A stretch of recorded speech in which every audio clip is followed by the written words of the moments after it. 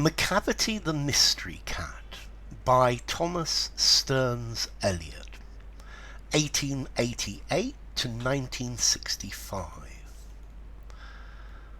Macavity's a mystery cat. He's called the Hidden Paw, for he's the master criminal who can defy the law. He's the bafflement of Scotland Yard, the flying squad's despair. For when they reach the scene of the crime, Macavity's not there. Macavity, Macavity, there's no one like Macavity. He's broken every human law. He breaks the law of gravity. His powers of levitation would make a fakir stare. And when you reach the scene of the crime, Macavity's not there. You may seek him in the basement, you may look up in the air, but I tell you once and once again, Macavity's not there. Macavity's a ginger cat. He's very tall and thin. You would know him if you saw him, for his eyes are sunken in. His brow is deeply lined with thought, his head is highly domed. His coat is dusty from neglect, his whiskers are uncombed. He sways his head from side to side with movements like a snake. And when you think he's half asleep, he's always wide awake. Macavity, Macavity, there's no one like Macavity. For he's a fiend in feline shape, a monster of depravity. You may meet him in a by-street, you may see him in the square, but when a crime's discovered, then Macavity's not there. He's outwardly respectable. They say he cheats at cards, and his footprints are not found in any file of Scotland Yards. And when the larder's looted, or the jewel case is rifled, or when the milk is missing, or another peak's been stifled, or the greenhouse glass is broken and the trellis past repair, aye, there's the wonder of the thing, Macavity's not there. And when the Foreign Office find a treaty's gone astray, or the Admiralty lose some plans and drawings by the way, there may be a scrap of paper in the hall or on the stair, but it's useless to investigate.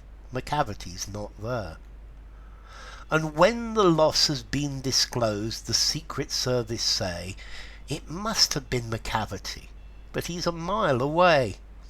You'll be sure to find him resting, or a licking of his thumb, or engaged in doing complicated long division sums. Macavity, Macavity, there's no one like Macavity. There never was a cat of such deceitfulness and suavity. He always has an alibi, and one or two to spare. At whatever time the deed took place, Macavity wasn't there. And they say that all the cats whose wicked deeds are widely known, I might mention Mungo Jerry, I might mention Griddlebone, are nothing more than agents for the cat who all the time just controls their operations, the Napoleon of crime. Okay, this is a poem by T.S. Eliot. I think it's probably one of his most famous. Let's see. T.S. Eliot was born in America. He was actually born in St. Louis, Missouri. But his family were what's called a Boston Brahmin family. The Boston Brahmin means that these were the people of Boston who ruled the place. They were the most important families. They were the people who controlled everything, and were descendants from the British. They even had what is called a mid-Atlantic accent. Eliot went to Harvard University, and in 1914 he went to England some 10 or 12 years later, he rejected his American nationality and became British. Let's see. He also went to Merton College, Oxford, and he won a Nobel Prize in Literature in 1948. So, what's this about? Well, this poem is about Macavity, and Macavity is a cat who is the master of crime. And I think the major theme of this poem is the fact that if you're a really good criminal in our modern society, then you don't get caught. That he is almost immune. If you have no morals, then in the society that we live in, you remain unpunished. And I think in that it's a dig at our society. Macavity is very similar to Moriarty, who was the nemesis of Sherlock Holmes. And Macavity is the bad guy. This was but it made part of the Cats musical by Andrew Lloyd Webber. Okay, so Macavity. Macavity's a mystery cat. He's called the Hidden Paw. Okay, so the Hidden Paw, he's got his nickname. It's somebody who commits crimes, for he's the master criminal who can defy the law.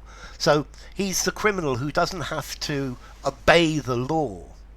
He's the bafflement, the confusion of Scotland Yard, the flying squad's despair. For when they reach the scene of the crime, Macavity's not there. And that's the point. Whenever a crime is committed, they can't link it to Macavity. They're certain that Macavity's done it, but they can't prove it. Macavity, there's no one like Macavity. He's broken every human law. He breaks the law of gravity.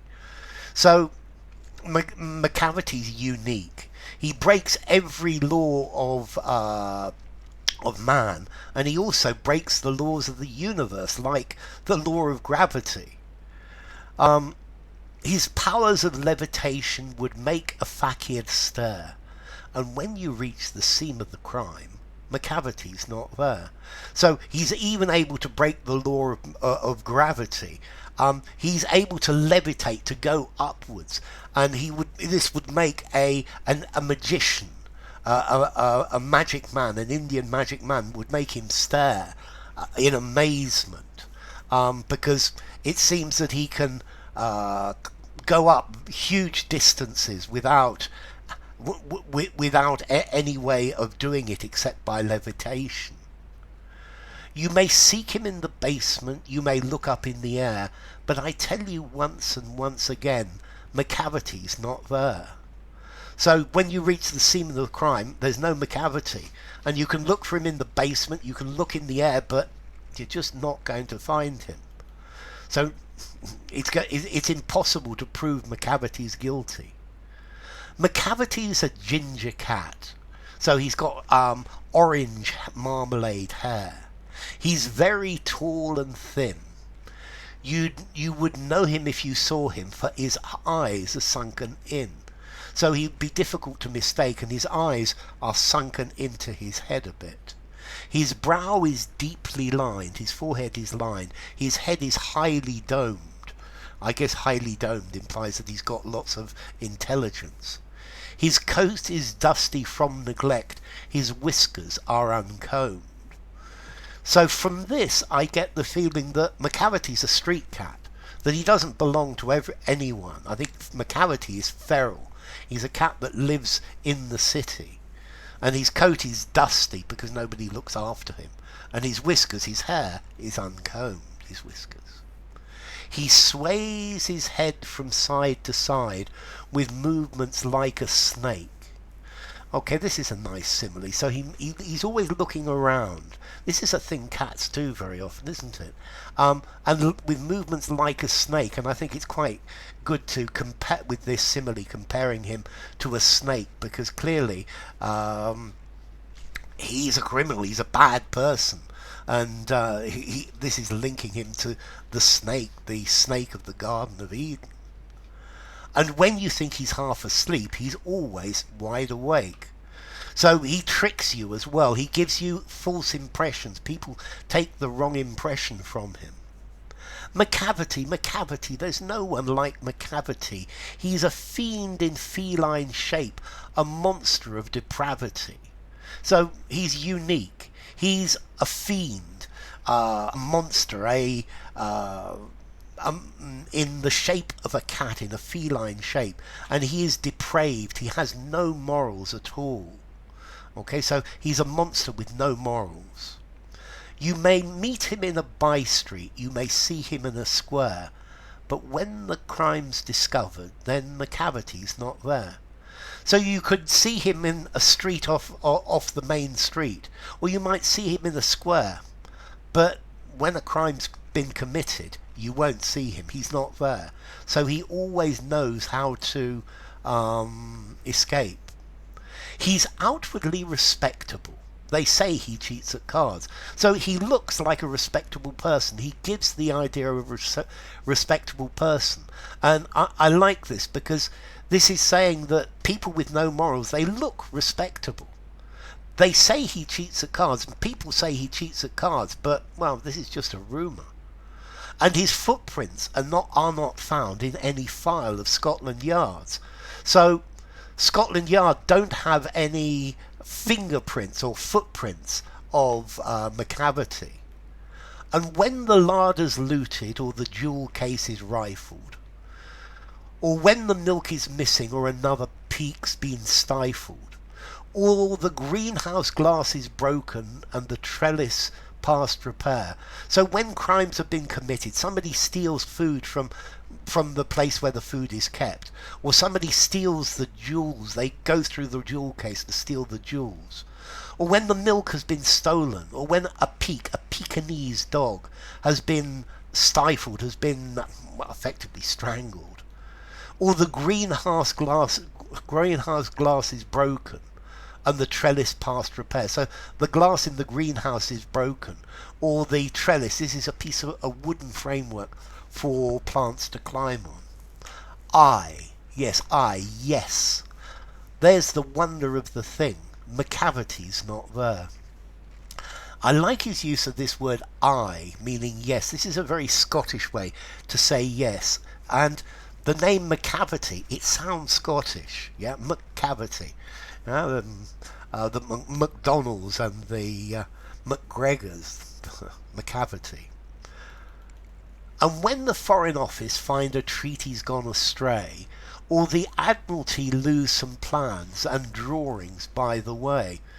So when a treaty at the Foreign Office has disappeared, or when the Admiralty, the Navy, has lost some plans or some drawings, there may be a scrap of paper in the hall or on the stair, but it's useless to investigate. Macavity's not there. So there could be a piece of paper in the hall or on the stairs, but there's no point in investigating, because Macavity's not there. He's disappeared. And when the loss has been disclosed, and when the loss of the plans is made public, the Secret Service say, it must have been Macavity, but he's a mile away. So the Secret Service say, it had to be Macavity, but we don't know where he is. You'll be sure to find him resting, or a licking of his thumb, or engaged in doing complicated long division sums. So you'll see him resting or licking his... You see how cats lick their paws. Or maybe you'll find him doing complicated long division. And this implies he's very clever, he's very intelligent, he's a very intelligent criminal. Yeah, but he's just got no morals, and that's the point. He can get away with it because he's clever and has no morals. Macavity, Macavity, there's no one like Macavity. There never was a cat of such deceitfulness and suavity. So there never was somebody who was so deceitful, who was so tricky and so suave, debonair. He very stylish. So Macavity's very stylish, but he's very bad. He always has an alibi, and one or two to spare. So he always has an alibi with several extra alibis. At whatever time the deed took place, Macavity wasn't there. So whenever the crime was committed, Macavity's not there. And they say that all the cats whose wicked deeds are widely known. I might mention Mungo Jerry, I might mention Griddlebone, are nothing more than agents for the cat who all the time. So, yes, there are other cats that commit crimes, that do bad things, Mungo Jerry and Griddlebone. But these are just agents. These work for the cat who all the time just controls their operations, the Napoleon of crime. So these other bad cats, they just work for Macavity. And the leader of all of the criminals, of all of the bad cats, is Napoleon, and is Macavity. He's the head of crime. So enough. If you enjoyed the video, give it a rating, subscribe to my channel, and I will see you soon. Bye for now. Macavity the Mystery Cat by T.S. Eliot.